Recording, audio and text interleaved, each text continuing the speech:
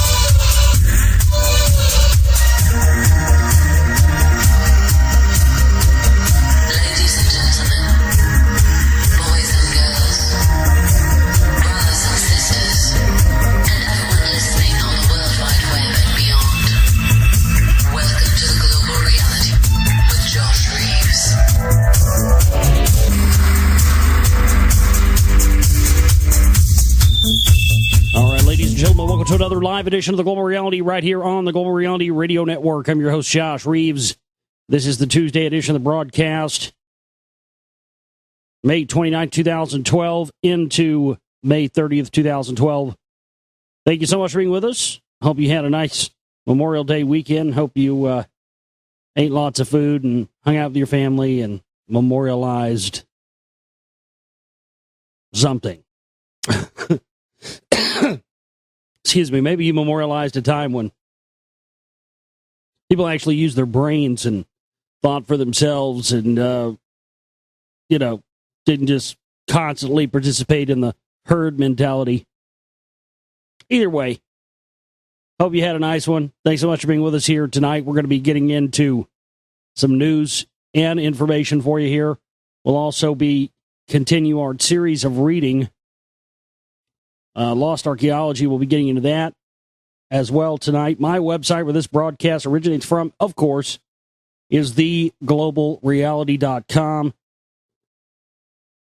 That's theglobalreality.com. My email address as well. Love to have emails from all of you out there.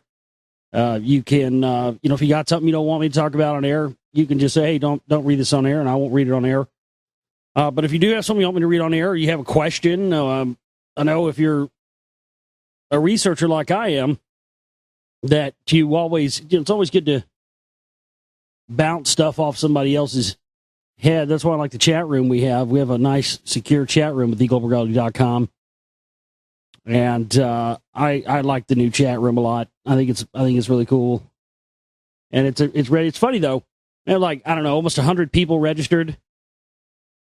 And I've maybe seen, maybe 20% of that, maybe pushing it, ever in the chat room, ever at all. It's amazing to me.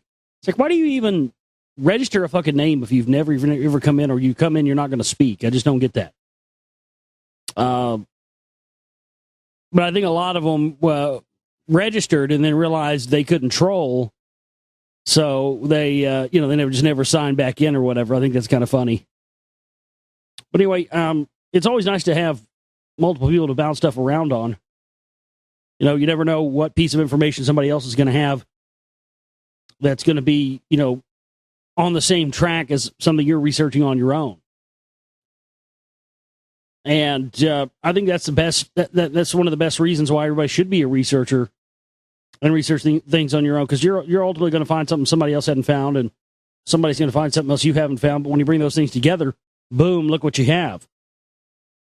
You have an opportunity to really push forward the research, and really that's a lot of what I do. I'm taking research and stuff, the areas of stuff that people have already gone down but really gotten no attention with, and bringing those all together from different sources and collating them together in my quest to understand the true the true history that's been withheld from us, that keeps their power supremacy in place. I talked about the TV show opportunity last week, and I we were talking about this idea of having this show kind of based around the idea that I'm doing with the film, so the film may turn into a TV show, maybe both, who knows what's going to happen. But she had sent over the submission agreement last week and all that stuff, and I've gone over it and made a little 4-minute video. I haven't put this out for complete public consumption yet. It's only it's only available if you have the link. You can't go to my YouTube channel and find it. You can't find it anywhere. You can only get it if you have the link. So the best, most obvious place where that link is right now is at the Global Reality Facebook page, which conveniently enough you can find easily at my website, theglobalreality.com. When you scroll all the way down underneath where all the options are to support our work, all our chip and banners are there, and donate buttons and all that different stuff. Well, way underneath that is our Global Reality Facebook page. And the link to this 4-minute, and believe me, it packs a wallop. I mean, I was blown away when I got done with it because I cut about 6 minutes of audio voiceovers. And once I cut it all down and edited it down, it was about 4 minutes or so. And I was just blown away. I was like, wow. I mean, I packed a lot of, it's just, when you become so versed in a subject, I've been researching this rock wall thing for so long now. And it's been very, very just fulfilling for me to be able to have this as my main focus. It's been my side focus as I've been exposing all the Council for National Policy stuff for the past 5 years. But now, that's what I needed to do to get me to here. Was to lay that foundation. So when I got ready to get into this, you would know who it is that's keeping this information from you, or you would at least have a better idea of who that is keeping this information from you. So I made this little 4-minute video for a promo for the. Oh, thank you, John. I appreciate that, buddy. And I made this little 4-minute promo video for the casting director, who I'm talking to. And she just absolutely just loved the idea when because she asked me what I was working on the rest of the year, and I told her this film thing. And she's interested immediately, and I told her what it was. And I said, well, to be honest with you, and you guys remember what in the past 2 months when I said I was planning big things for this film and I didn't want to talk about it yet? Well, I'll talk about it now because it's just synchronistic that it happened like this. I heard from this lady about a year ago, right? It was a couple months after my dad died. So I want to say it was about around this time, around June or so last year, June, July. And did this Skype conference thing that it was an audition. I didn't know what it was at the time. And it was about this, crime show that we're going to develop. Homicides past and present, and they go all to different locations, recreate them, have a team of different hosts and a panel and recreation sometimes, all this stuff. And, did that, and the year went by, almost a year went by until like last week. And, I don't know, I guess, like I said before, I guess just because I haven't tried to get on TV. It's not something I've ever wanted to pursue. But like I said, I'd love to do it. If they want me to do it, yeah. I mean, I'll try my best. See what happens. I think it would be. I mean, if they really want to do it, I think this TV show would be great, fantastic. Get out there to more people, get more interested in, which was my goal anyway. That's what I was getting to. I said the past several months, I had something big planned for this that I wanted to do for a big exposure at a national level. But I didn't want to talk about it, and I wanted to keep it to myself. So everything's panned out. Well, what I was going to do is once the film was done and I got to the second phase, I was going to try to, that's the only person I've ever had a contact with in any sort of major media at all, ever. So, what do you do when you only got one contact? You're going to tap that one contact. So that was my plan. I was going to, my thing was going to get the film done, get it out there, start promoting it over the summer, and then try to pitch it. And here we are. I wasn't even trying and didn't have it on my mind. She just asked me, what I was working on. And I said, well, come to think of it, I was going to mention this to you that I maybe later about trying to pitch a TV show to you. And just as soon as I said it and told her what it was, she was just really excited about it, which made me even more excited about it. And she said that, they wanted a show like this for a while, especially with somebody who's just a regular everyday guy. Stuffy academic types don't sell. People don't want that, And you guys know me. I mean, the one thing I can tell you that I've been here on this show for the past 5 years, it's real, Whether you like me or don't like me, that's one thing I specialize in is being real, and it would be, no different doing that.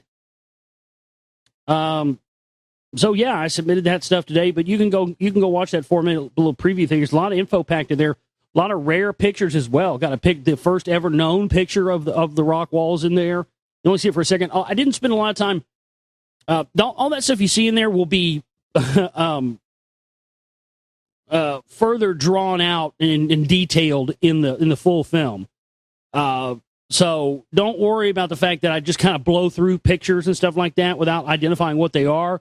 I'm going to identify what they are and all that stuff in the film. It's just in the small, it's kind of like a demo tape. You know what I mean? That's the only experience I've ever had. I haven't had experience doing stuff like this before at this level, but it's really not any different. With a demo tape, you don't want to give somebody, a CD with your 5 of your 20-minute epic songs on it, like 2112 or something. That's not what you want to do. You want to give them your best, fastest, quickest stuff, couple songs, maybe, whatever gets the point across in the best way. And, you don't want to take up a lot of these people hate, especially when they're in a position of whether or not, they want to give you some money to work for them. They don't want you to waste their time. Make your point and get the fuck out, And so that's what I tried to do with this little mini promo thing. And I think it really turned out fantastic. And I think that's because I stayed up all night. That's why there wasn't a show last night. I stayed up all night. That's like I told you. There's going to be times where there's not shows because I'm working. It's not like I'm not working or working on something that relates to this. It's just sometimes my energy has to be put towards something like that. June, we're coming up on June now, starting this week. So, I got to see what happens. I got to see what's going to, what's going to go down with this. But I mean, I like our chances. I got to tell you, I like our chances with this. I mean, she seems to be really excited about it, excited about pitching to her people. They seem to have some faith in her ability to be able to choose winners.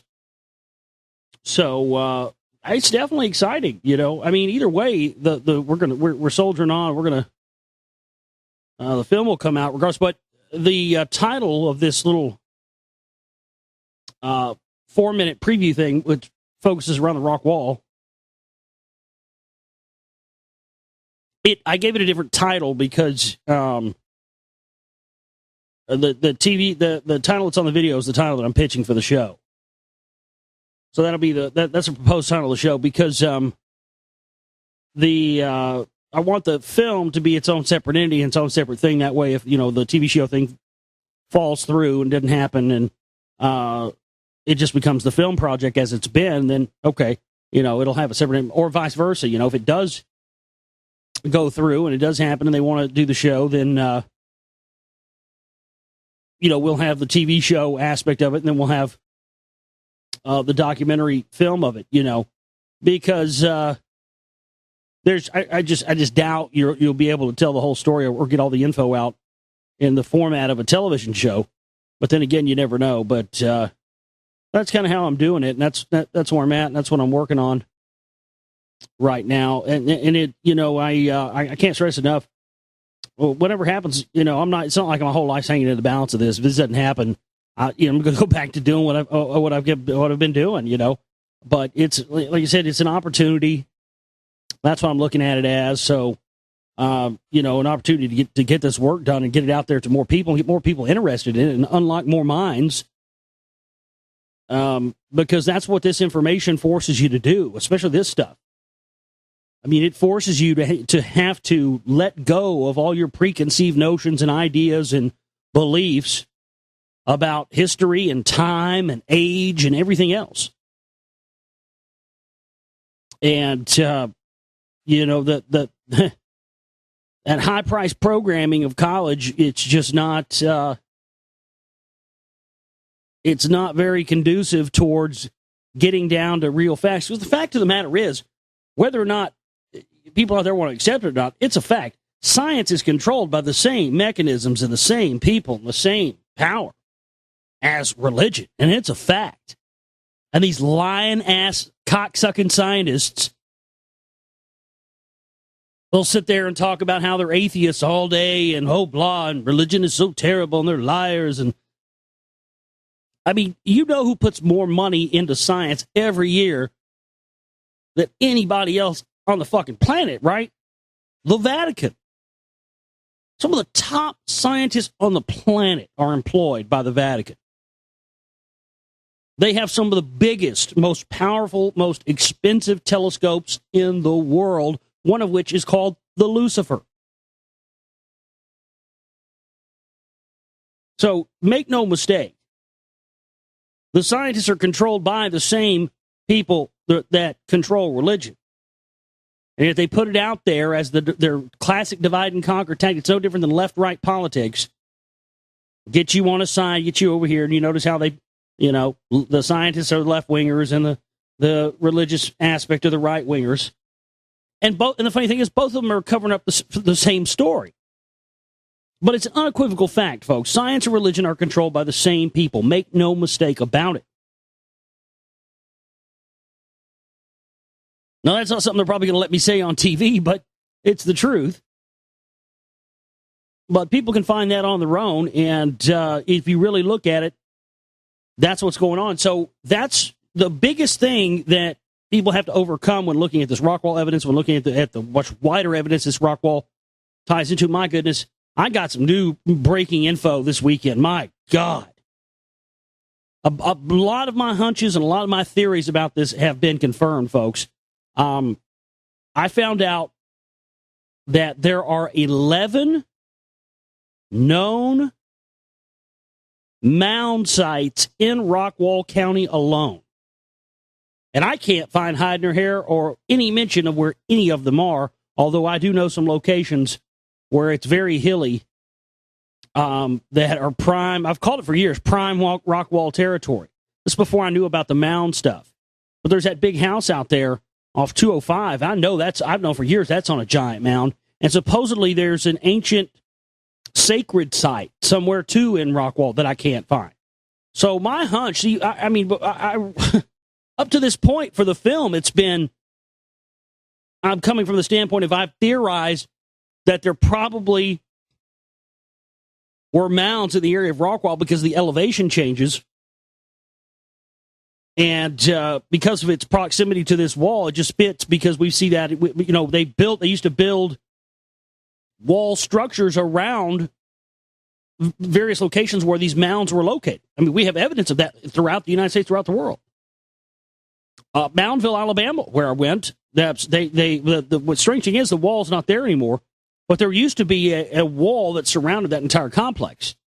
Cahokia, Illinois, same thing. When that civilization was at its peak, I mean, it had like 4 million, a population like 4 million people or something like that. Unbelievable. That's where they have Monk's Mound. It's bigger in its footprint than the Pyramid of Giza.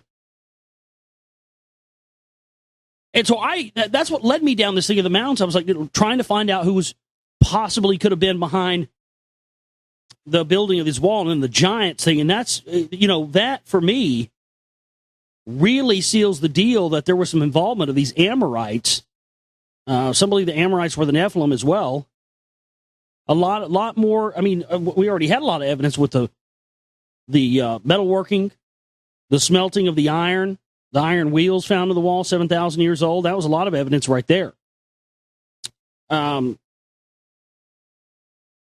So I found that out. So 11 ancient mounts. I mean, that to me it proves that I was right all along with it. All these trips and all this stuff that I've been doing and having you people go out and get mounts. I mean, I was right on with that assumption.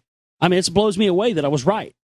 Although I really didn't have any doubts, but I mean, just to find out that there are 11 known sites in that area, and that people seem to care less about those than they even do about the rock wall. It blows my mind because they don't see the connection. They don't see the connection to the wall, these stone builders, ancient Phoenicians and Canaanites, to the rock wall phenomenon here, and it quickly proves that. And it also, the Cherokee were in Collin County, which is the county adjacent to Rockwall County,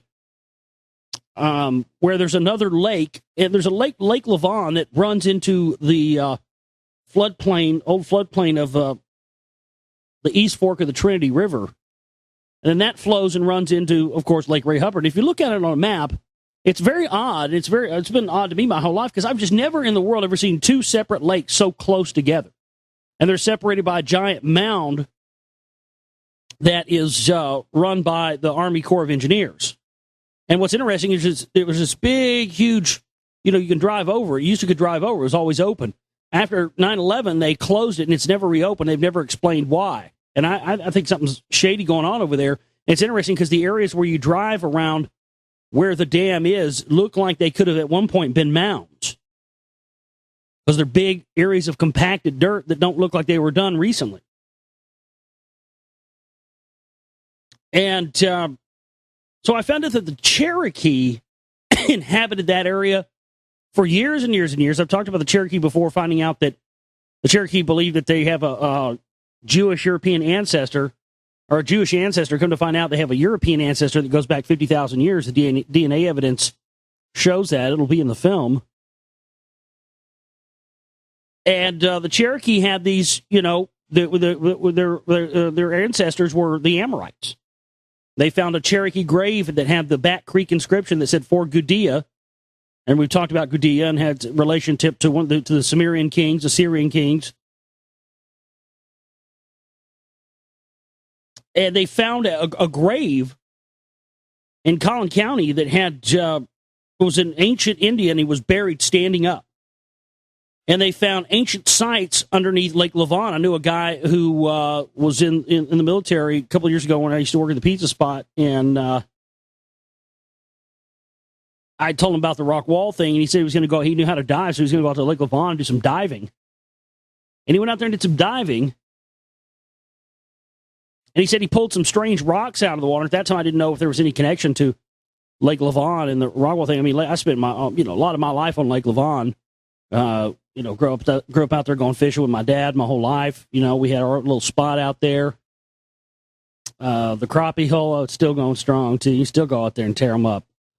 But I did spend a lot of time, and I just my whole life going out there. I felt there was in Lake Ray Hubbard. I always felt like there was something special about the air. I don't know why. It just seemed, my whole life I just had this sixth sense about it. But I found out that, underneath Lake Lavon in 1945, they had discovered these different Indian settlements and stuff that they're now buried under the lake. So two separate sites of two different lakes in the same area buried. You just can't tell me that's coincidence. They found such a habitation that they had to cover it up. And so with this connection to the Cherokee being in the area right near the rock wall, that further solidifies my thoughts on who it is, these mound builders and these mound builder Amorites. There's a area, I think, in Saudi Arabia where the Amorites were, and there are just there's like 2,000 something of these mounds, and they're identical to the mounds you see in the United States. All the areas where the Amorites, even not in the United States where it said the Amorites were to be, were where you find mounds at. And it's, what they always told us, the big lie with Christopher Columbus was, how they knew no one had ever been there before him was that nowhere in the world were there any records ever found of any correspondence reporting back to their mother country for people who had gone to try and find the New World. Right, so because there was no known text that they could find anywhere, that means that nobody was ever there before Christopher Columbus. That's wonderful logic. I'm surprised we crawled out of the goddamn muck with that kind of logic. The reason there is no historical record, people, in any text found anywhere in the world for some explorer reporting back to his mother country about what he found in the New World is because when the Amorites left the Middle East, when they were ran out of the Middle East, these redhead giants, They fled to the area of their copper mines in the West where they had been mining copper for years and bringing it all over the world. An extensive copper trading network. They even operated out of Florida. It was one of their ports. They'd take it from Michigan all the way down and trade with all their different tribes that they had seeded and given information on how to grow crops and and all that stuff to them, and seeded religion and set themselves up as gods with. And then they would make their way down to the Florida coast and take it all over the world from there. So when they ran out of Mesopotamia, they went to the west, to the land where their copper mines were, and they never came back. They lived and died there, were eventually eradicated, and their seed lives on today in the remaining native peoples that are left. And so that's why there was never any correspondence found. Because the people that were here before Christopher Columbus never went back. They never went back out. And this is who I've been on to as far as the connection to the rock wall, who was behind it, and getting those two pieces of evidence this weekend. The Cherokee connection, because again, the Cherokee were absolutely seated by them. They say there. I was even in the seat of the Cherokee Nation last year. The band I was in, the Demigods, we played up in Tahlequah, Oklahoma last year. Those of you who listen to the show, they probably remember me talking about it. And I talked to an older gentleman who was really nice. Told him and his wife about the show, and they said they were going to try to listen in sometime. And he was part Cherokee, half Cherokee or something like that. And he was talking to me about how, they had their own written language, phonetic type language, and that the elders believed that their gods came on boats through waterways into Oklahoma and seeded the people with culture. And that fits perfectly. And they also believe they had a Jewish ancestry, but it's because people confuse Jewish and Semite. Because Jesus was Semitic, so he was a Semite, so they say he was Jewish, because if you don't like Jews, it means you're an anti-Semite. But see, those things are being confused. I mean, if you hate, you don't hear people going around call people that hate Arabs anti-Semitic, do you? You don't hear them say that ever, do you? Oh, you're an anti-Semite. You don't like Arabs. Well, it's the same thing. They're both Semitic peoples. The dark-skinned are Semitics, and then you have the Ashkenazi Jews, which are the white-skinned Jews. But that's the misnomer. When these people say they have Jewish ancestry, it's not that they had Jewish ancestry, they have Semitic ancestry. Because these Amorites predate the form of Judaism. It's, I had already knew that I was on the trail of this, but I still don't think that it was these Amorites that actually built the rock wall. I have no doubt they built other structures and probably built a lot of the structures you see in South America and whatnot. But from what I've found in my research, I think that this rock wall has been here longer than there's been people here. I mean, don't forget, just, 2 hours away or so from Rockwall, 200 miles, something like that, 150, 200 miles, not that bad, 2-hour drive or so, you have an area called Glen Rose, where they have a dinosaur museum out there with these fossilized, these rocks with dinosaur prints in them that are preserved. And they have one out there that's a human footprint next to a dinosaur print. We're talking 2 hours from this area of where the rock wall is. And these iron wheels that are in the that were found in the rock wall, I'll talk about them in the little mini promo film. John Lindsay said that when they found them, that they looked like wall sockets, like power wall sockets. You could just power something in it. And with the piezoelectrical properties that this thing has in it, I mean, it's absolutely impenetrable wall. That's the thing about it. It was made the gems, the precious metals, and the rare earth metals that are contained in this thing made the wall virtually impenetrable. I mean, probably impenetrable even to things like nuclear weapons. I mean, absolutely built to last, built to withstand almost anything, and engineered with a buttressing effect that would allow the wall to withstand a heavy load on top of it. And as John Lindsay reported, they set this digger up on top of it with its engine going, and the whole wall started vibrating and shaking, and this big, heavy piece of machinery was shaking like it was about to fly away. And the whole wall was just ringing. John Lindsay said he could hear an auditory perception of the field of the entire wall. He could hear it resonate.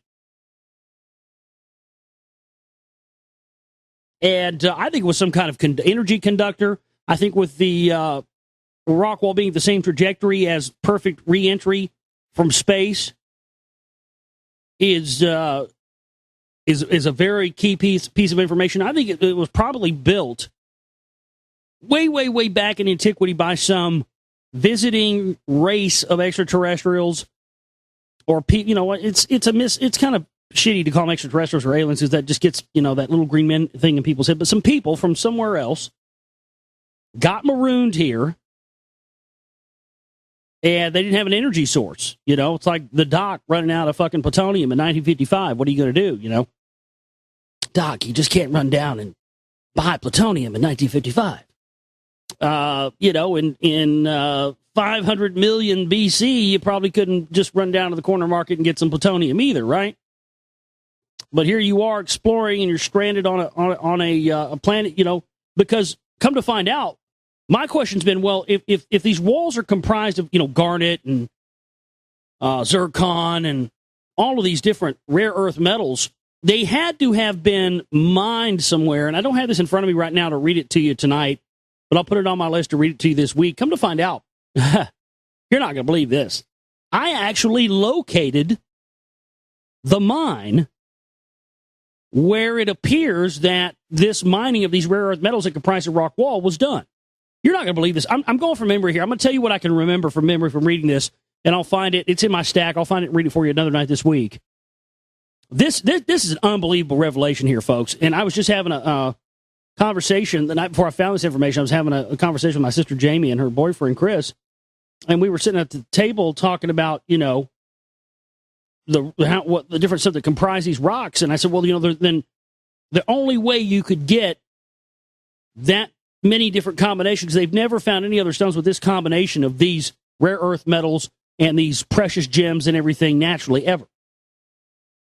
I mean, and with the buttering on the stones of the geopolymer, it's a ringer for this being a piece of engineering. And the load bearing that's built into the wall, where it can withstand huge weights on top of it. But I said, well, if the only way they could have done this and got this many rare earths was they would have had to have had a large quantity of rare earths in a quarry somewhere, that they quarried this stuff out and brought it and then assembled their stones out of it and built it here. Lo and behold, ladies and gentlemen, somewhere near Round Rock, Texas, I'll get on the information for you later on, I'll tell you more. Round Rock is down by Austin. So we're talking 4 hours from Rockwall, tops. They found, and what's interesting is down in that area too, I found another location there. Supposedly there's a similar wall, almost the same size as the rock wall, buried somewhere in that area too, which is even more interesting. And it was only reported on once in like the 1920s in the New York Times. I can only find maybe one reference of it anywhere. That's on my list of things to find too. I'm definitely going to tell the TV show people about that, and the one that's near Muscle Shoals, the one that runs underneath the Tennessee River. I'm just saying, fuck it, let's go dig that one up too. But they found this mine.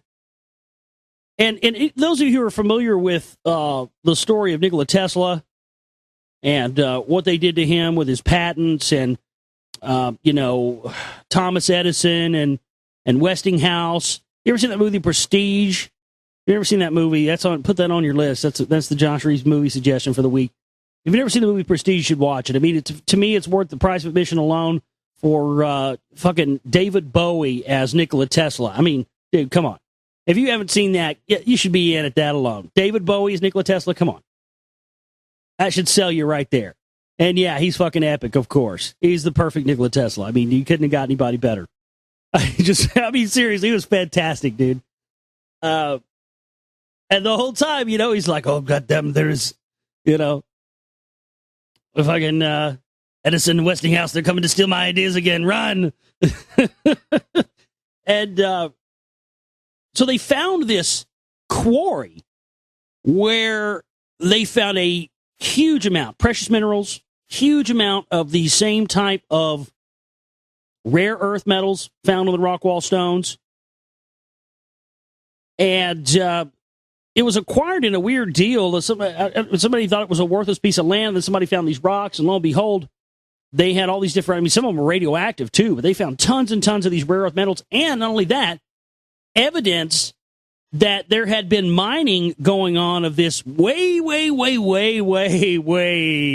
back in antiquity, and they also were able to determine that 230 tons, something like that, somewhere in the neighborhood of that. I'll have more facts and figures for you with exact numbers later on this week. Somewhere in the area, in the ballpark of 230 tons of these rare earth metals were excavated, and they claimed they were just carried off by people as souvenirs, right? But, I mean, to me, that's a huge piece of evidence. And the word got out about this quarry, and at that time, Thomas Edison and John Westinghouse were getting ready. They were trying to find a filament, a material they could make a filament out of for, of course, their electric light bulb, usurping the Tesla technology that they stole and sold to J.P. Morgan and shelved in order to be able to continue the supremacy of the oil companies, which they've done perfectly.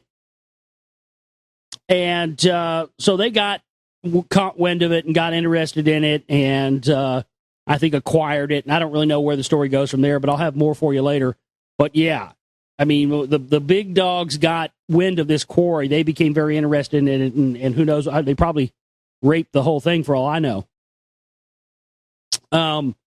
But it definitely fits the bill, and I believe 100% unequivocally that is the location of the quarrying of the materials for the rock wall stone. And another piece of information for the artificial origins of the wall, because, you know, I mean, up to that point, the point of me finding out about that was what I was looking for. I said, I need evidence of a massive quarry. It's got to have evidence of, of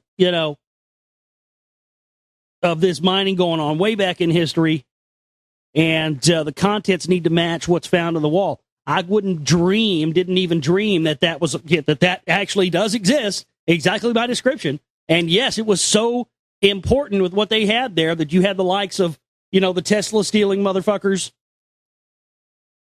Westinghouse and Edison getting their dick fingers all up in it. So it just, folks, I mean, you can see that this thing just continues to become more and more interesting. And, this week's our fundraising week for the show to pay the bills. It's also the last week for our fundraiser. If you anything we can get to help this, folks, anything you can find in your heart to do for us this week, please do so and help us out so we can get our business done. I don't know what's going to happen with this TV show, but we got to just keep on pounding out like, with or without that happening. But I feel good about it. I think it's going to, I'm excited about it. I think it has a real good chance of coming through from what she's saying. So we're just going to have to stay. But I mean, this research just continues to become more and more incredible. And finding out that I was right about all my hypotheses about who built the wall and the makeup of it. I mean, I feel so vilified. And again, seek and you shall find. You're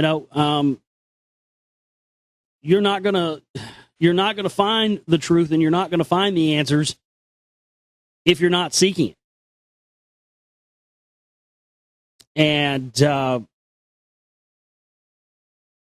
that's I guess that's why I get so frustrated sometimes when we don't get support that we need, is because it costs money to stay alive, to be able to do this, just to live. And it's kind of unfair to me on a certain level that, there's so many people out there. It's certainly unfair to the people who do donate to us a lot. It's kind of unfair for me to go through all this and basically just, give it all away. And the people who don't donate anything, don't have to give up anything for getting the information. But, I think karma takes care of those people anyway, so I'm not real worried about it.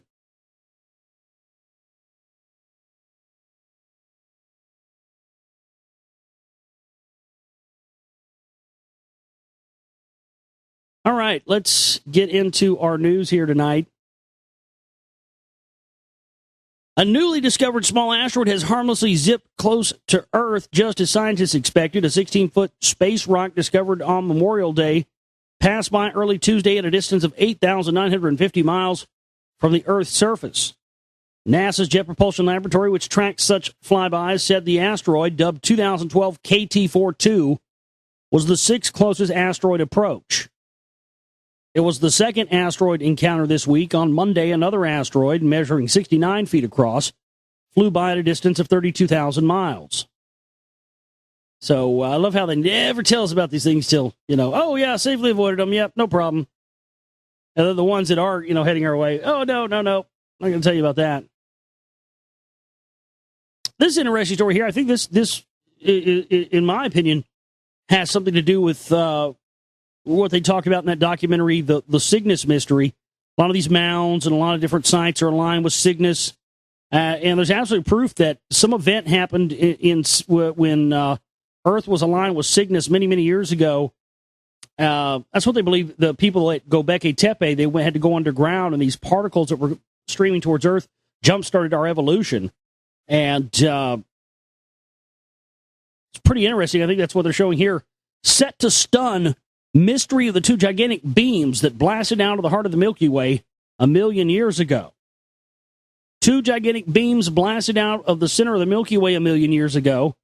Intensely powerful blasts of energy that would have required a black hole devouring a mass 10,000 times that of our sun. And give me just a second here. Let me drop a link to this in the chat room, because I want those of you who are listening live right now, those of you who are in the chat room, to see this article so you can look at the picture. And I want you to see what I'm looking at here. My goodness, look at that. That looks like the fucking Death Star blowing up. The faint jets we see today are a ghost or after image of what existed 1 million years ago. The huge beams might help explain mysterious bubbles that surround the center of our galaxy. They strengthen the case for an active galactic nucleus in the Milky Way relatively recent past. The two beams or jets were revealed by NASA's Fermi Space Telescope. They extend from the gigantic center to a distance of 27,000 light years above and below the galactic plane. They're the first such gamma-ray jets ever found, and the only ones close enough to resolve with Fermi. And this very well could be a picture of a snapshot of something that had and some sort of energy or something that gave us a little kick, a little jump start.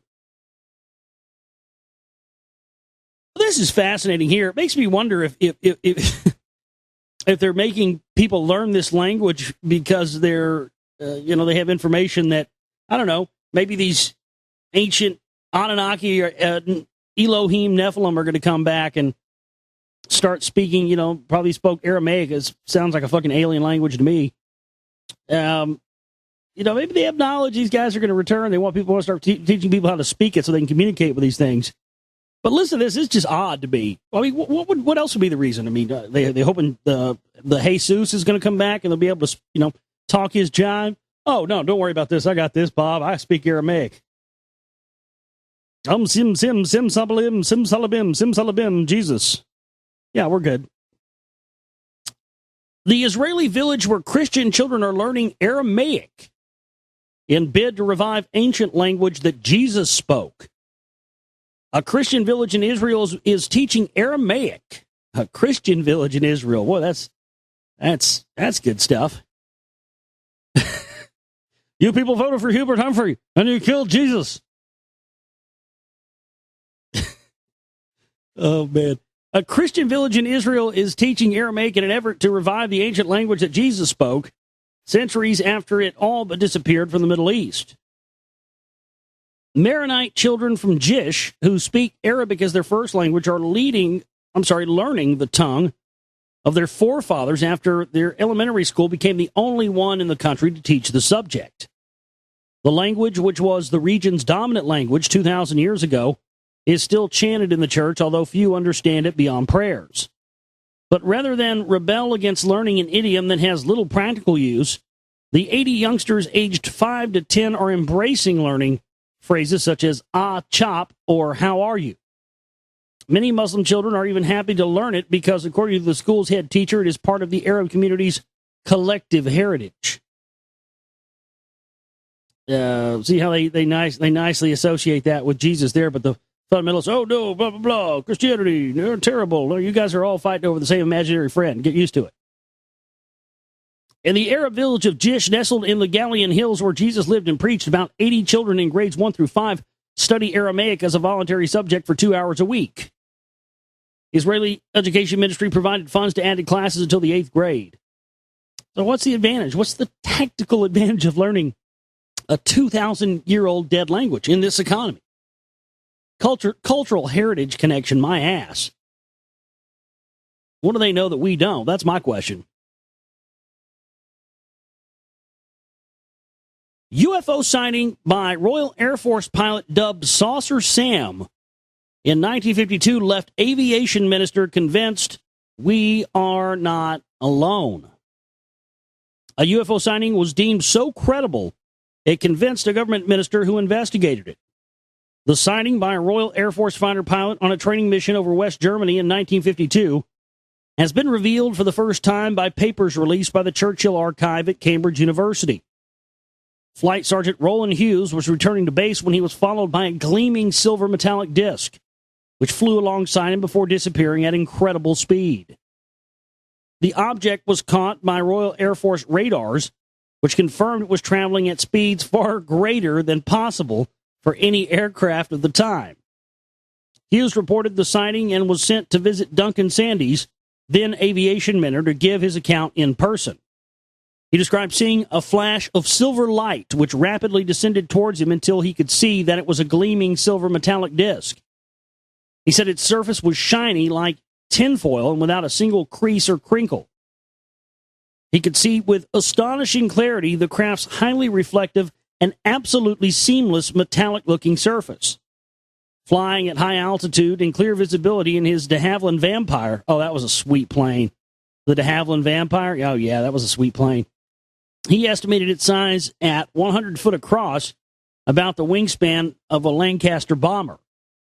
None of the three pilots, all returning to Royal Air Force Oldenburg in northern West Germany, saw the object because they were executing a banking turn and not looking in the same direction. 6 days later, Hughes was sent to RAF Fassberg in West Germany to give his account to senior RAF officers in Sandys. The minister's first question was how many beers Hughes had drunk the night before. However, in the end, he was so taken by the then 23-year-old Hughes that he went on to brief senior civil servants, telling them he was convinced it was true. This goes against what British governments have said regarding UFOs in the past. In most cases, they have been keen to downplay suggestions that UFO sightings are seriously investigated. In one newly released document, Sandys told the government chief scientist Lord Cherwell that he found the story and radar evidence convincing. In reference to similar UFO sightings by U.S. pilots, what became known as Foo Fighters, Sandys says in the documents, I have no doubt at all that Hughes saw a phenomenon similar to that described by numerous observers in the United States. Lord Cherwell had previously dismissed the U.S. sightings as mass psychology. Sandys, who later became Defense Secretary, went on until some satisfactory scientific explanation can be provided. It would be most unwise to accept without further question the view that flying saucers can be dismissed as a mild form of hysteria. He added that there was ample evidence of some unfamiliar and unexplained phenomenon. The documents were investigated by David Clark, a Sheffield Hallam University academic, while researching for a book on UFOs. Dr. Clark was contacted by Hughes' son, who recounted his father's version of events and gave him his logbook. After the sighting, Hughes, who died in 2009 at age 79, was nicknamed Saucer Sam, and colleagues painted a flying saucer on his jet. Hughes' son Brian, 45, a Ministry of Defense civil servant, said, we knew about the sighting in the family when we were growing up, but my father didn't talk about it a lot. We learned about it more from prompting him. If it was someone other than my father who had told this story, I would be skeptical. He once said to me, people think you're mad if you say you've seen a flying saucer. I've only ever seen one once. I've never seen one since.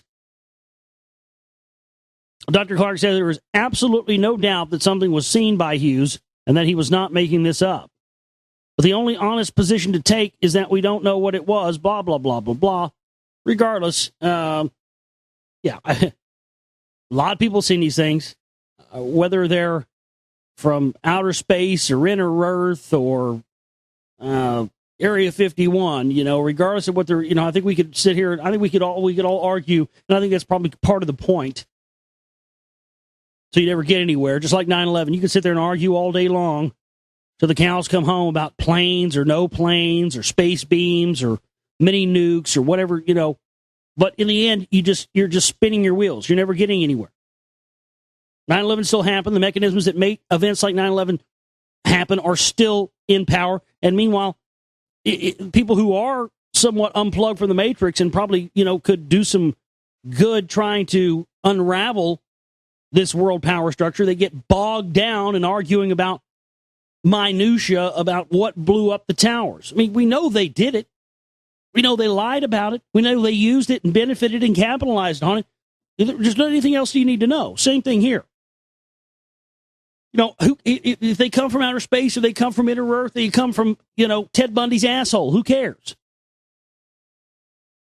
The fact is, people have seen these things. They're not a hallucination. They are real. And there is evidence that, yes, there has been a massive cover-up, period.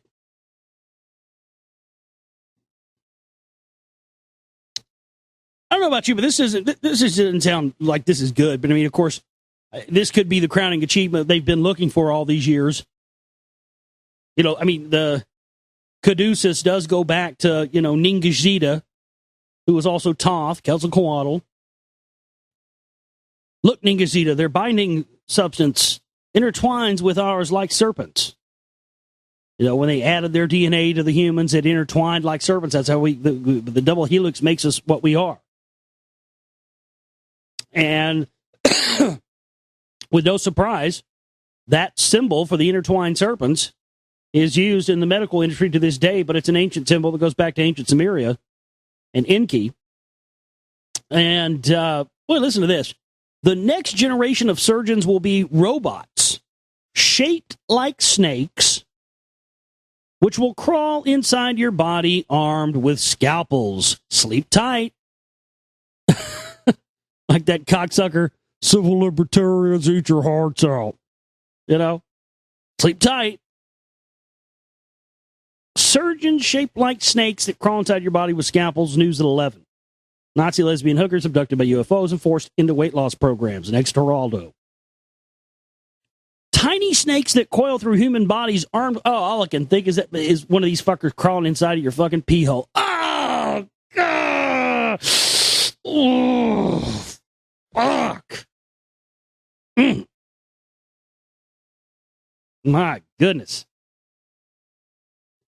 Tiny snakes that coil through human bodies, armed with sharp tools such as scissors, sound like the stuff of sci-fi and not the pleasant kind. Yeah, like fucking the Mangler or something. Jesus. But scientists and doctors are already using the creepy metallic tools to perform surgery on hearts, prostate cancer, and other diseased organs. The next generation, though, will be wireless. And, they'll be wireless. That's good. That way you won't have to have the wire hanging out of your fucking asshole when they're up inside of you with this thing anymore. That's comforting. Oh, what's that, Doug? I don't worry about it. It's a power cord. Is that plugged in? Yeah, it's plugged in. You're fine. Here. Too bad you didn't get colon cancer 2 years from now. We'd have had the wireless kind by then. Sleep tight. The next generation, though, will be wireless and will explore inside your body on their own, unattached to any tether. So now they have to fucking have a tether attached to it. Ugh. The snake bots carry tiny cameras, scissors, and why does it have to be snakes? Why couldn't you call it something else? Why's everything got to be about snakes? I wonder why people run around saying reptilian this and shapeshifter that. Everything you motherfuckers do is about snakes. Come on now. For now, they're powered by tethers that humans control, but experts say the day is coming when some robots will roam the body on their own. That's a great day for humanity right there. Yes, indeed, ladies and gentlemen, today, robot snakes will invade your body with scalpels. That's all of our human striving upwards to this point has been to get us there.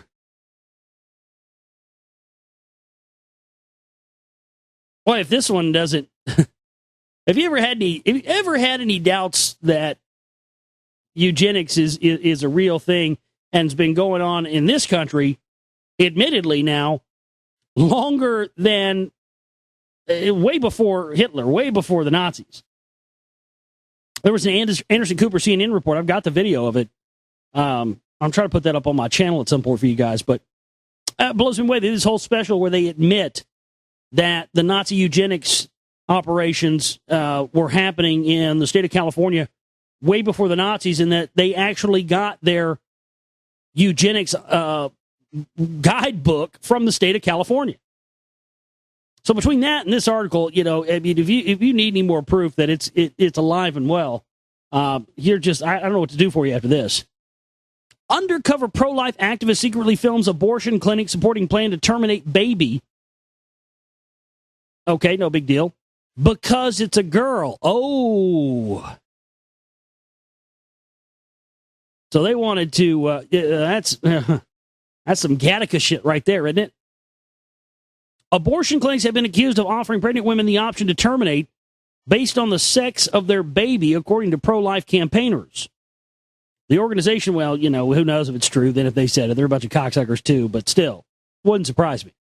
The organization Live Action sent a pregnant woman into a Planned Parenthood clinic with a hidden camera.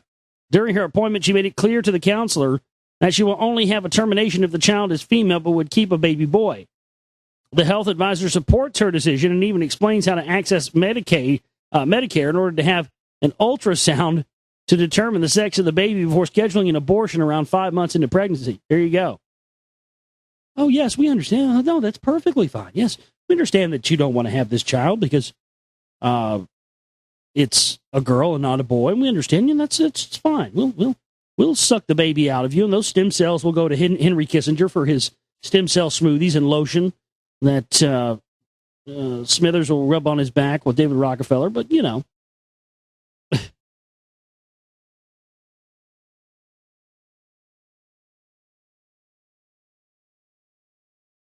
fossil skull from 2.2 million years ago reveals how humans outsmarted the other great apes, and the key is the soft heads of our babies. Pushing it back, pushing it back, pushing it back. Here they go again, pushing these dates back. I keep talking about and exposing how far back this rock wall information pushes everything, and here they keep coming to matching me with more and more news stories. Oh, not to be outdone. Let's push it back a little farther now. A fossil more than 2 million years old could help explain why man became so brainy.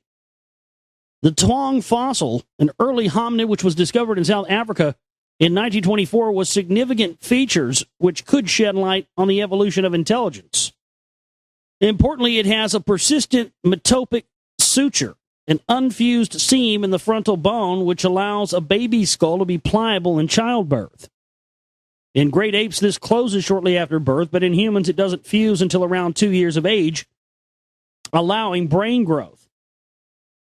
The unfused seam allows babies to be born with larger brains, and the delay in fusing allows the brain to grow larger in early life, reports Proceedings of the National Academy of Sciences. The Tuong fossil has become the type specimen or main model of the genus Australopithecus.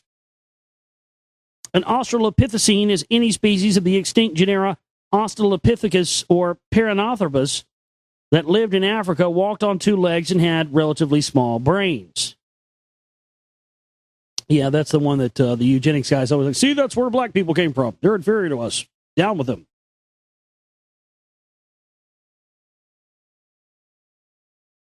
Aliens wouldn't want to eat or enslave us, says E.T. hunting expert. The first ones we meet will be far too civilized. When we first make contact with aliens, they won't be toothy horrors from beyond the void, obsessed with eating or enslaving the human race, says one of the Earth's most seasoned alien hunters. Oh, God, that worries me.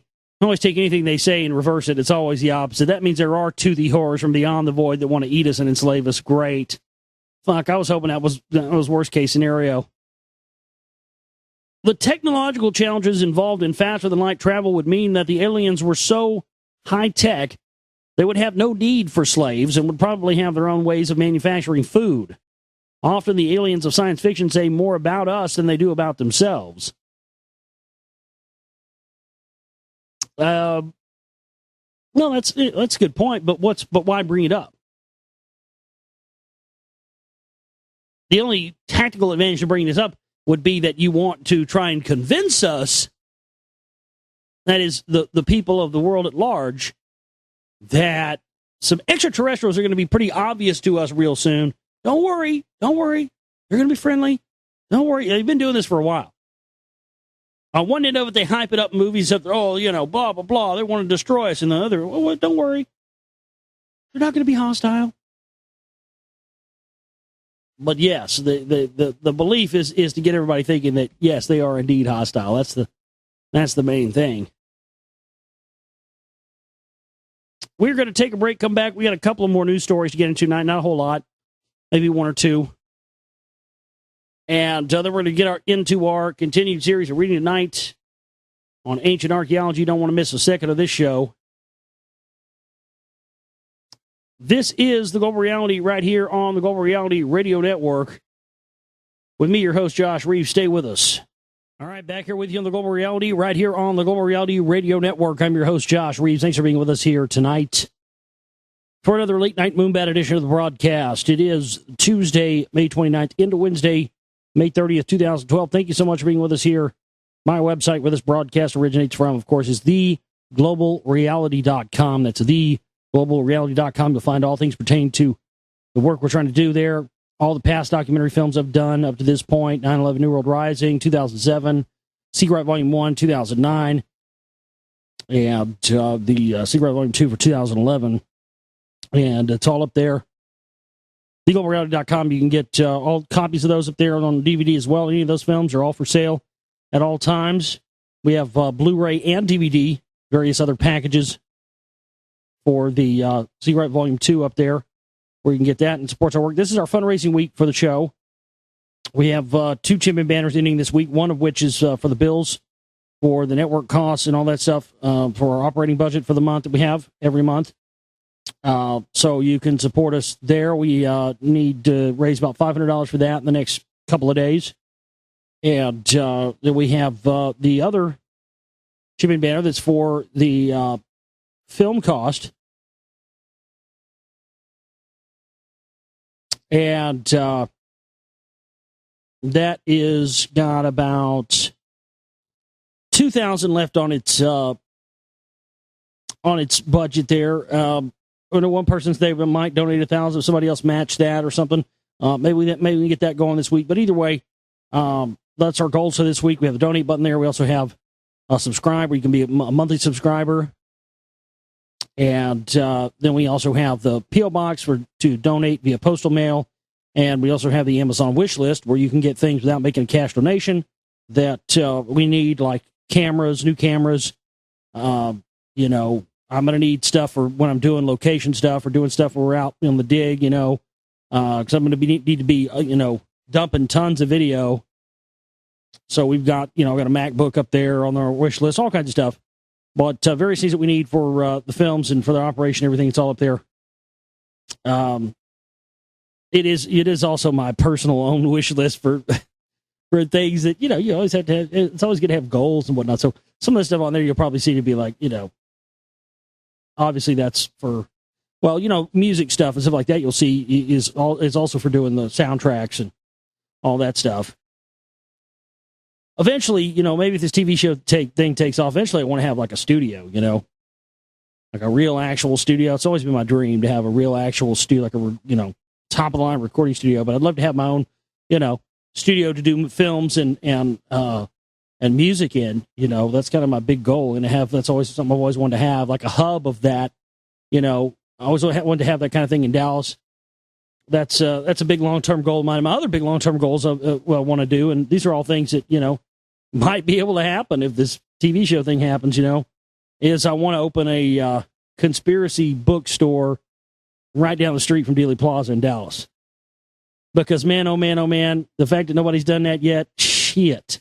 I don't want to be the first one to get in on that. Because, dude, let me tell you right now, you make enough money on November 22nd every year because of the mass amounts of people that come to Dallas on that date, the anniversary of the Kennedy assassination. You make enough money from tourists and stuff on that date that to sustain you the rest of the year. But yeah, you know, that's, I always have, you know, like the wish list thing. Yeah, of course I'm going to put stuff on there that, you know, I can't afford and probably none of our listeners can afford. But, you know, I mean, you've got to have goals set. And I always set my goals high. I mean, before I even made 9/11 New World Rising 2007, that was an unobtainable goal. Never made a film before, didn't have any resources to make one, didn't have a radio show yet, didn't have a following of people to support my work yet. But you know what? There still were people that donated to make that movie happen. People that were in the 9/11 group that I was in at that time. And I, you know, I still remember those people's names, and I still remember exactly how much they donated. And those, you know, even going that far back, that's how much it means to me when somebody supports our work and donates us. Don't think that I forget about you if you support our work and think that, you know, I don't say your name or give you proper love. I'm trying to keep people, you know, I don't like saying everybody's real names and stuff on air a lot of times, especially people that donate and stuff. You know, it's like it to be a private thing, but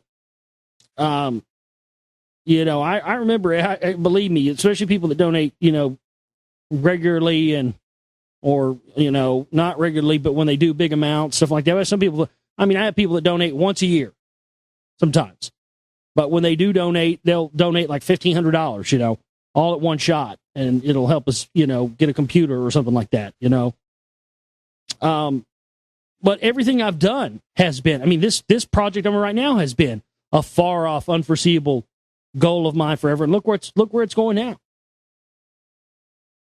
It's always good to shoot your goals to be higher than what you can achieve at the time, because, you know, if you're just constantly setting your goals for mediocrity, then the only place you're ever going to get is going to be Mediocreville.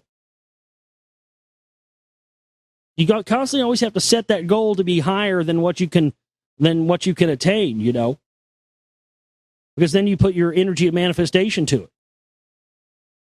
And that's what I've done with all of this stuff, and it's just, you know, continued to happen. So please support our work in those ways and help us get the bills paid and help us get the job done, our work we need to get done. It's more important now than ever that we have your support, because, you know, I don't know what's going to happen with this TV show thing, and I don't know what's going to happen or not. Nothing may happen, you know, but as I've said, I think that it's kind of a defining moment, you know, for both me and the work I'm doing here, and also for the people out there who've helped me get this far. And so that's, you know, I'm definitely, there's definitely a part of it, you know, that a part of me that definitely wants to do my best on this and try to give this my best shot for those people who do support our work and have helped me get this far, because I wouldn't even be in this position to have this opportunity if it wasn't for the people who've helped me get this far. And don't think for a second that I'll ever forget that, because I will not. And that's the good thing about me in my personality and who I am. You know, I mean, I've been around the block, and this stuff doesn't even faze me. I found out who I am, and I have my personality, and that's not going to change. You know, that's just all there is to it. All right, the Lost Worlds of Ancient America. We'll get into the rest of our news tomorrow night. Chapter 12, Light on the Agard Lamp, by Charles F. Herberger.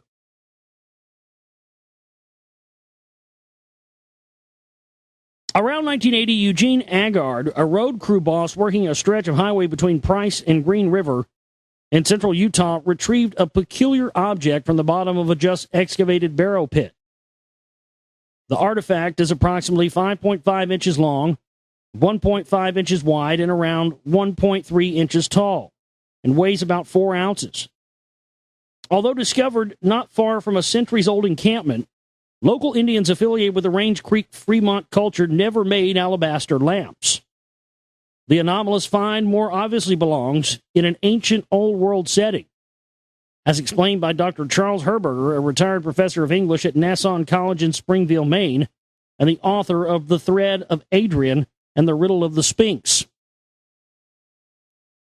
The Agard lamp, described by Steve Schaefer in his article for the Ancient American in September 2009, has a very significant mark engraved on its side.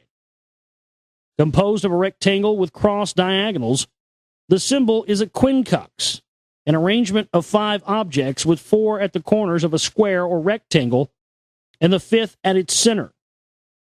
Its 4 corners plus the center point where the diagonals cross amount to 5 points.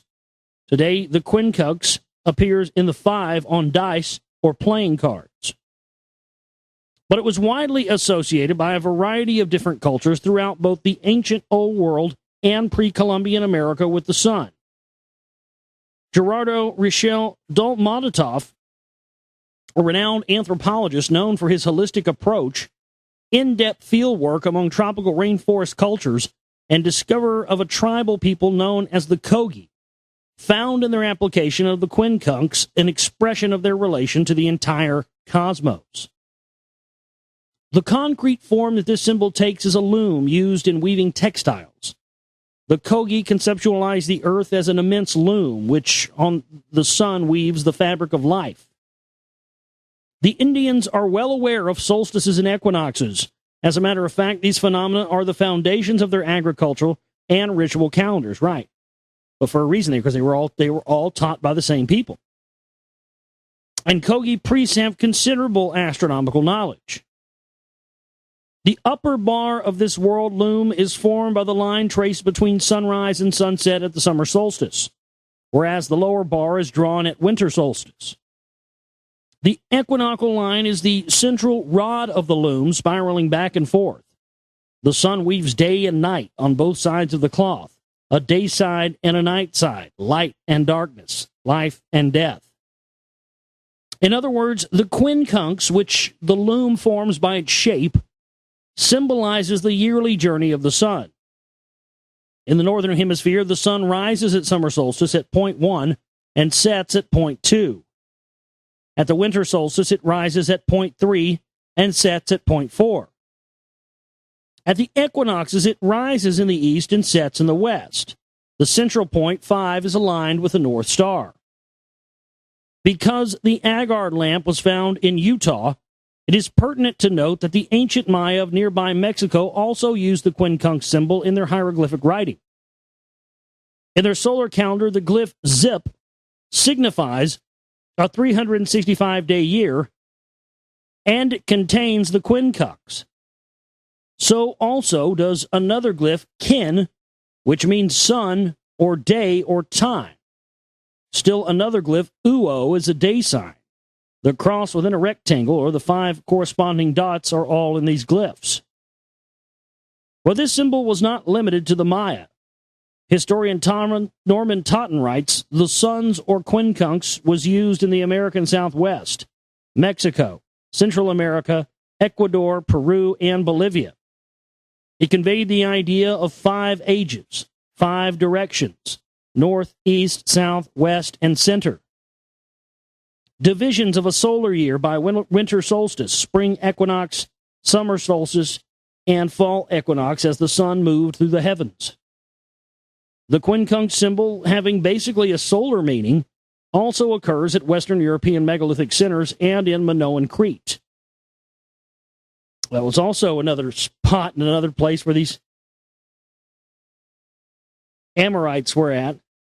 Its appearance on something found in Utah might suggest diffusion from the Amerindian sources relatively nearby, but no such object has ever been associated with any Mesoamerican or North American tribal culture that we know of. Or that, we've seen artifacts of, since the fucking Smithsonian has them all.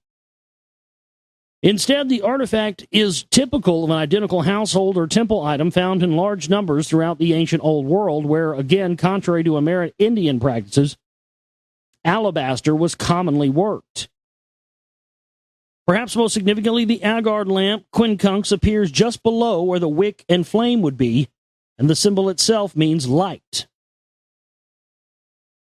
So that's the end of chapter 12, but chapter 13 ties into this because it gets into more Minoan stuff here, and this is for all you people in Ohio out there, because I know we have actually quite a few listeners in Ohio. Chapter 13, Minoan pendant unearthed in Ohio. The Agar lamp described in the previous chapter is not the only object suggesting Minoan origins found in North America, but few other similar finds represent a more credible discovery made in the Middle West during the early 21st century. In October 2006, Daniel Byers was exploring a suburban Cleveland high school practice football field with a White's DFX 300 search apparatus. Is that what, that was Ranger Tell. I think Ace in the chat room was talked about one of those before. Some kind of thing that works on Tesla technology. Ranger Tell, I think, is the company he was talking about. I went to their website before. They had a submarine for sale on there. I was like, fuck, I need that.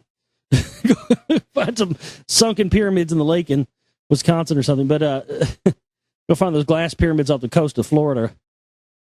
Seriously, yeah. That's what I tell the TV people. Hey, you want a season finale? I got a fucking season finale for you. Give me a submarine. Let's go down there where those glass pyramids off Florida coast are. Let's get video of that. How about it? Yeah,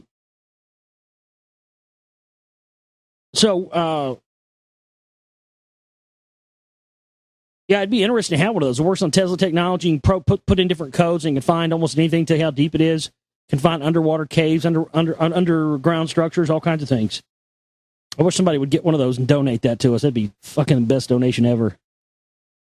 Athletic fields are prime spots for metal detectors to find dropped coins and jewelry, mostly rings, he explained to Ancient American magazine in the March-April 2009 issue.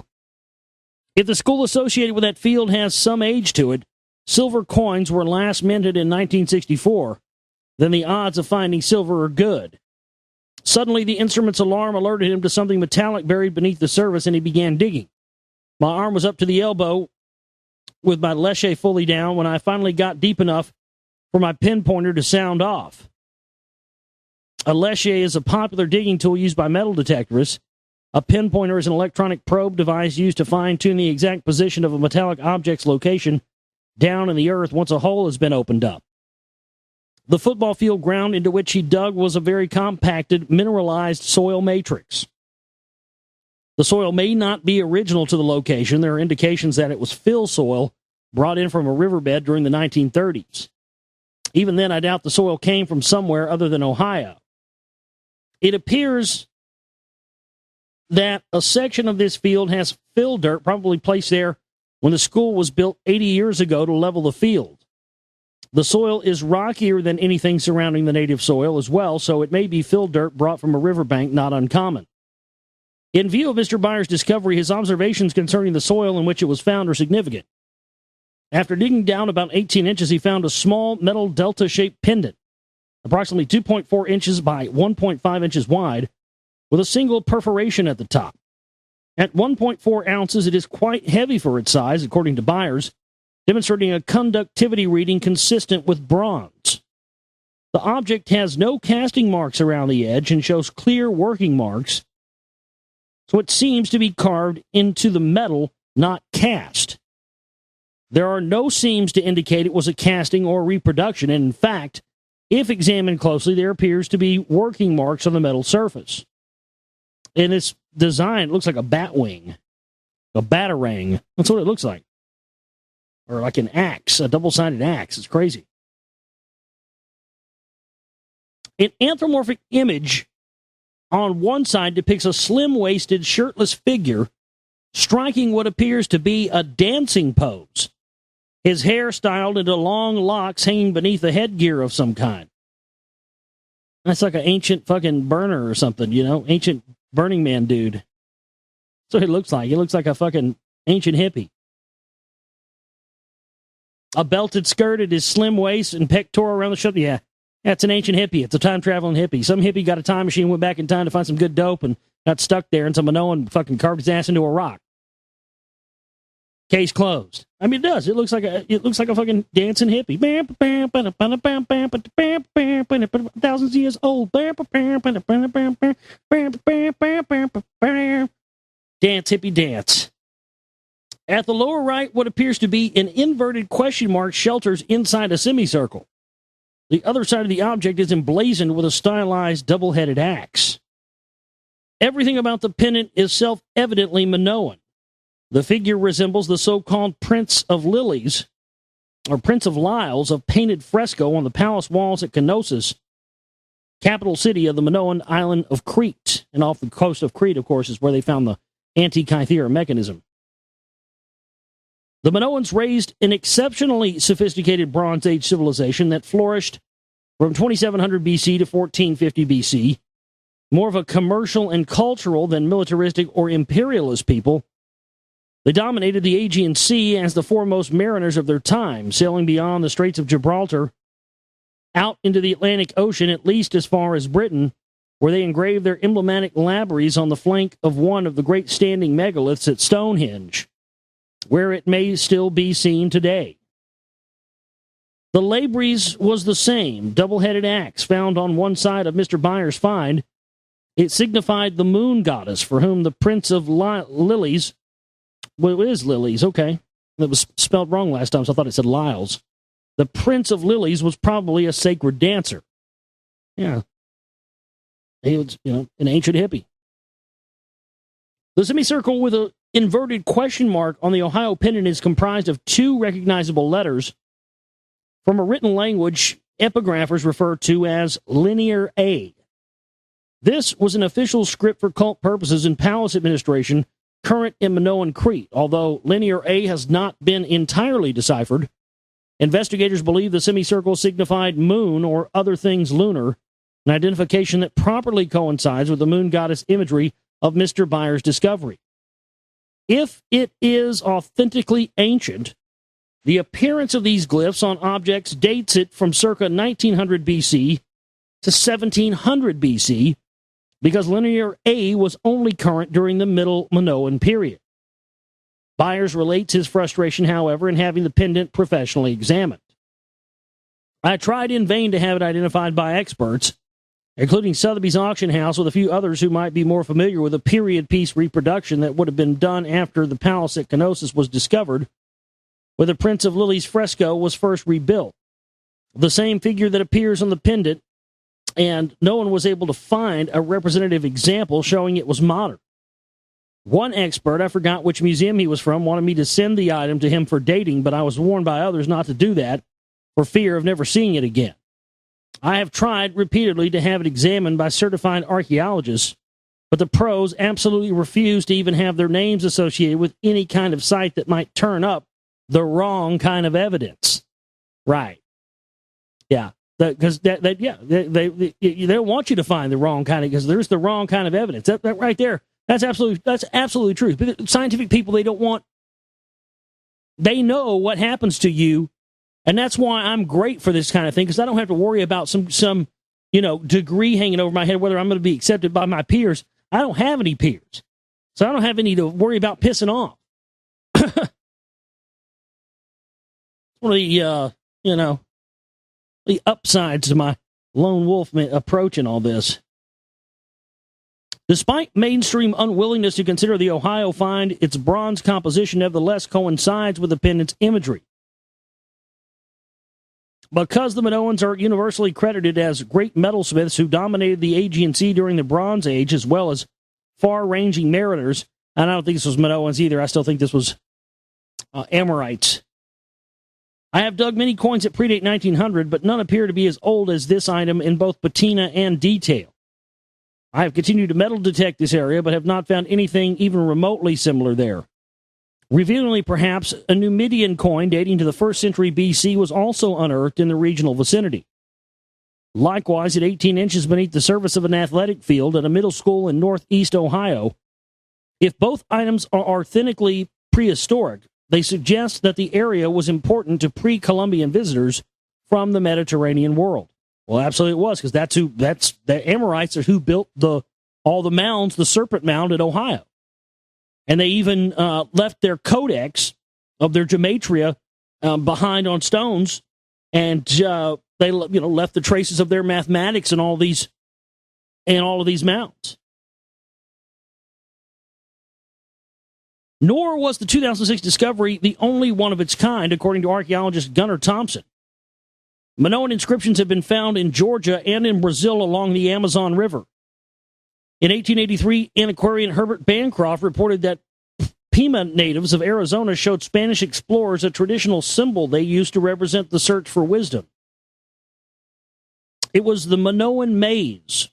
The symbol's original dates to the 3rd millennium BC reign of King Minos. According to Greek legends, Minos demanded the sacrifice of 7 Athenian youths and 7 maidens as atonement for the murder of his son at the Olympics. Victims were sent into a maze or labyrinth, which was the domain of a bull-headed demon called the Minotaur. A Greek hero named Theseus discovered the Minotaur's secret and slew the beast. Henceforth, the maze represented the quest for knowledge. To Arizona Native Americans, a maze identical to its Cretan counterpart belonged to a dart game that referred to as the Tukulla Wicket, the House of Tuku, or Tukuki. An early 20th century archaeologist, Harold Sellers Colton, reported that the Tukuki maze was indistinguishable from a Minoan labyrinth commonly portrayed on classical Greek coins. It was first noticed by an unknown Spanish traveler in 1761 or 1762 when he observed a Pima Indian drawing in the form of a whorl arising from a center of a Tukuni key, the council house. Little is known of the Tukulla Wicket, which is no longer played except that its figure, a cultic hero known as Tehuki, from whom the game derived its name, was a kind of savior not unlike the Minoan Theseus, who additionally bears a philosophical similarity to the Native American character Tehuki Theseus. Well, duh. You got the same name, probably related, right? The modern Pima are mixed descendants of the Hohokam, their name for the ancient ones, a highly civilized people who engineered massive advanced irrigational systems and built monumental ceremonial structures in Arizona nearly 1,000 years ago. On the ruins of their foremost construction, referred to by admiring Spaniards as, Casa Grande, the big house, one may still see a Minoan maze inscribed on its adobe walls. Identical mazes appear throughout the fragments of Hohokam pottery, as described by the leading authority on Hohokam civilization, Emil Hari. It is hard to believe that such complicated labyrinths, similar in every detail, could have had separate origins. Although more than 20 centuries separated Minoan Crete from Hohokam, Arizona, the survival of a labyrinthine design at Casa Grande suggests that Bronze Age visitors from the eastern Mediterranean made an impact as indelible as it was profound on native cultures in the American Southwest. So much so, the influence was carried forward over time into today's Pima Indians. Dr. Thompson traced other Minoan influences on pre-Columbian construction in Middle and South America. Monte Alban, Mexico, has stepped terraces and rectangular buildings which are similar to those in the Minoan Palace at Festos, Crete. The Castillo at Chaven de Huantar, Peru, was built with a system of air conditioning ducts which are similar to a system of ducts used in the Cretan Palace at Knossos. Monte Alban is an important urban center for the Mayan in the southern Mexico state of Oaxaca from around 100 BC to 900 AD. Located 160 miles north of Lima, Chaven de Huantar was a pre-Inca ceremonial city founded before 1200 BC by an unknown people, subsequently occupied by other culture bearers until circa 400 BC. Aha, so see, we do have a precedent for what I've talked about in my theories with the rock wall. And I've seen other precedents of this, of, the sites that have been established long before the new people came there are established and kept as new sites. And that's what, as I talked about before, why, you ever think about why cities were chosen to be where they are? We didn't just, people didn't just come to the United States and go, I'm going to put a city here for shits and giggles. They put cities where they are because these places were already high cultural centers long before the arrival of Europeans. In addition to Byers' discovery, several other Minoan-like objects have been found in North America.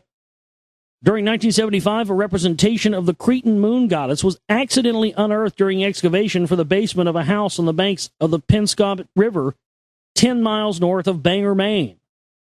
The 1-inch by 3.4-inch wide plate made of a silver-nickel alloy portrays her in an iconic flounced skirt, high-pointed headgear, and large pectoral necklace and a serpent in her left hand. I got to mention this. This is another piece of information I found that was mind-blowing about the rock wall stuff.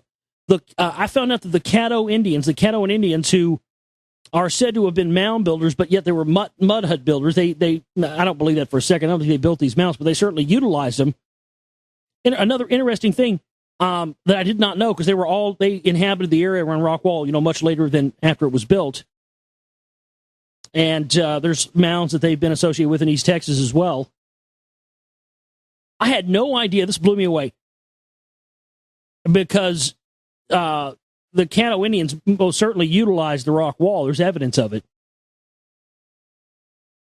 I had no idea that the Caddo Indians engaged in skull stretching. Because that skull stretching stuff is absolutely done to mimic the gods. They did that to mimic their gods, the ones that seeded their life and gave them culture and everything else. They did that to mimic that. I had no idea. So these ancient inhabitants that inhabited the area of the rock wall much later, who were they trying to mimic? It very well points in the direction they were trying to mimic the people who originally built the wall. Unbelievable. I mean, that and the Cherokee being in the area and the mounds being, it's just case closed as far as I'm concerned. And here we are with this woman with a serpent in her left hand again. Here's the snake again, that goddamn snake. Although lacking unequivocal proof that the Ohio pendant is a Minoan artifact, all available evidence surrounding it argues strongly on behalf of the ancient Old World Bronze Age provenance.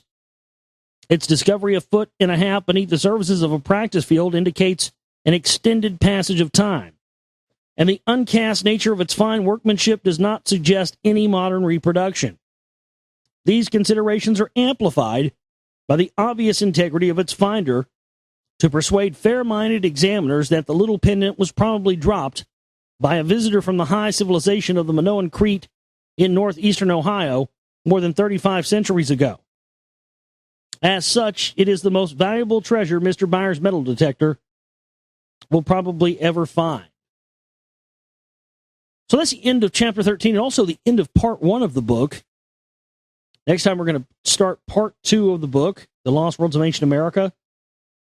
Part 2 is entitled Sites, and Chapter 14 is an ancient Semitic goddess leaves her mark in New York. So we'll get into that chapter on the next edition of The Global Reality. TheGlobalReality.com is my website. This is our fundraising week. We need your support to stay alive and to get these films done. 2 chipping banners here. However you want to choose to support us, please do it. 500 is our immediate goal, and whatever else we can get in towards the film. The rest of that goal would be great, but it's up to you. The ball's in your court. Thanks so much for being with us here tonight. My name is Josh Reeves, and I love each and every one of you. And we will see you next time for the broadcast. You guys have yourselves a great night. Take care.